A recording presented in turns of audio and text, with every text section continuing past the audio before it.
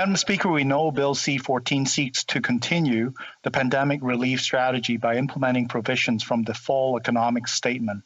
While its segments cover a breadth of topics, I would narrow my discussion on the bill to two topics today. I would begin with amendments made to the Income Tax Act to provide additional support to families with young children as the COVID-19 pandemic progresses.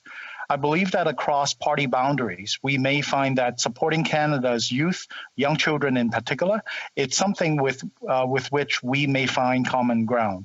Bill C-14 proposes amendments to the Children's Special Allowance Act to provide a similar benefit in respect of young children under that act.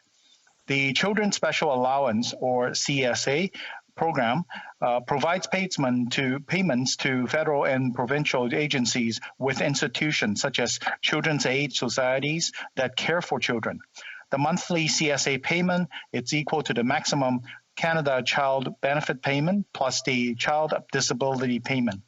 I'm proud to say these benefits originate from the Conservative government initiatives such as the Canada Child Tax Benefit, or CCTB. This was a tax-free monthly payment available to eligible Canadian families to help with the cost of raising children. It was enacted under Prime Minister Brian Mulroney in response to a commitment made by the Canadian Parliament in November 1989 to eradicate child poverty in Canada by the year 2000. The CCTB could incorporate the National Child Benefit, a monthly benefit for low-income families with children, and the Child Disability Benefit, a monthly benefit for families caring for children with severe and prolonged mental or physical disabilities. Following the 2006 Canadian federal election, the newly elected Stephen Harper-led Conservative government created the UCCB, or the Universal Canada Child Benefit, a new benefit of up to $1,200 annually for children under 6. The UCCB Act received royal assent June 22, 2006, and UCCB was paid for the first time in July 2006. In the 2010 Canadian federal budget, the UCCB was made shareable between shared custody parents, and in that instance, the payment was evenly split between parents, each receiving $50 per month. The measure entered into force July 2011. Though our nation sadly did not make the aspirational goal of eradicating child poverty by the year of 2000, we have made progress. Since its inception, the Canadian Child Benefit has lifted about 300,000 Canadian children. Hey, this is Ramesh. Out of. I'm good. Can I remind the honourable members who are not speaking to please put their microphones on mute? Thank you, Madam Speaker. I assure you that this is not rubbish. This is actually the Canadian Child Tax Benefit that has proven be able to lift about 300,000 Canadian children out of poverty and has helped reduce child poverty by 40% from 2013 to 2017. Madam Speaker, we should all work to continue to protect Canada's children and youth. One of our largest duties as parliamentarian is to ensure that future generations of Canadians have a safe and prosperous Canada to call their home. This leads me to measure taken for our teens and youth adults, which is my second point. C-14 proposes amendments to the Canada Student Loans Act, Canada Student Financial Assistance Act, and Apprentice Loans Act. It seeks to provide that during the upcoming fiscal year, no interest is to be accrued or paid on existing student loan. The Parliamentary Budget Officer estimated that this will cost the government $315 million in unearned revenue for the 2021-2022 fiscal year and limit revenue generated to $5 million for the next fiscal year. Given how marginal this expense is in comparison to the extravagance of less responsible and poorly planned programs, I must ask, why would the government allow interest to resume accrual on students' loan in the first place? They had months to reassess and act on student loans interest measures and did nothing until it was too late. Now students have had months of unnecessary interest accrual due to what has become all too common liberal incompetence.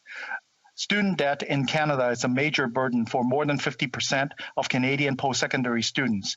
The effects of student debt are well documented, impacting debt holders' physical, financial, and mental well-being.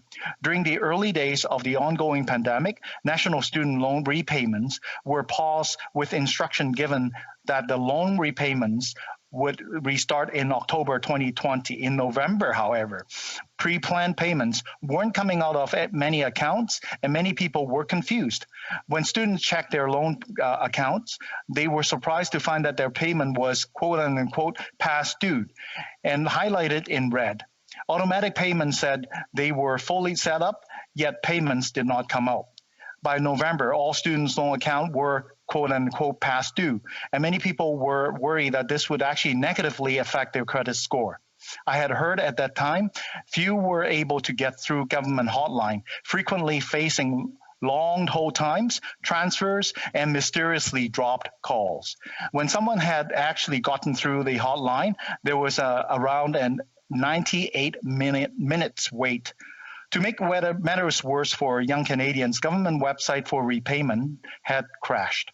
Students were informed that the payment would be coming out immediately. However, some borrowers that logged in and made their past due payment had to worry about double payments. If their loan came out automatically later that day, it created a huge issue for people on a fixed income. While this situation was now resolved, it did not need to occur in the first place, and it stands as a testimony to our government's lack of foresight.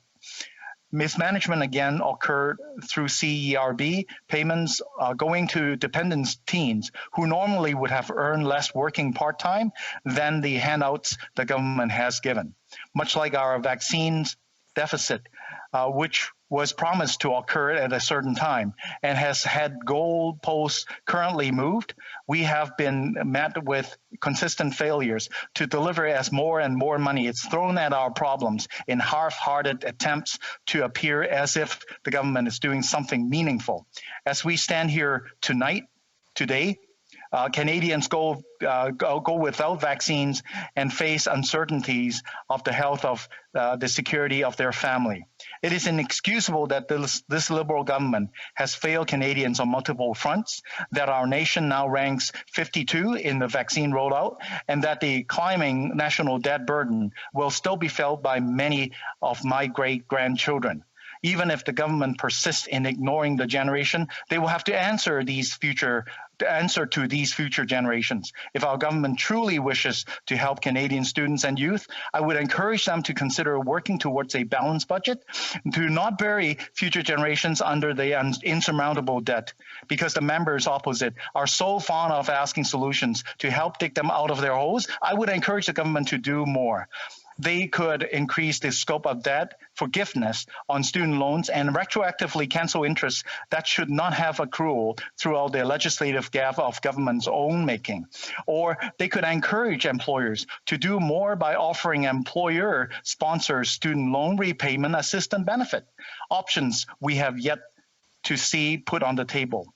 While I support Bill C-14 for doing something, I think we must all acknowledge it is too little too late for Canadian students and youth. Thank you, Madam Speaker.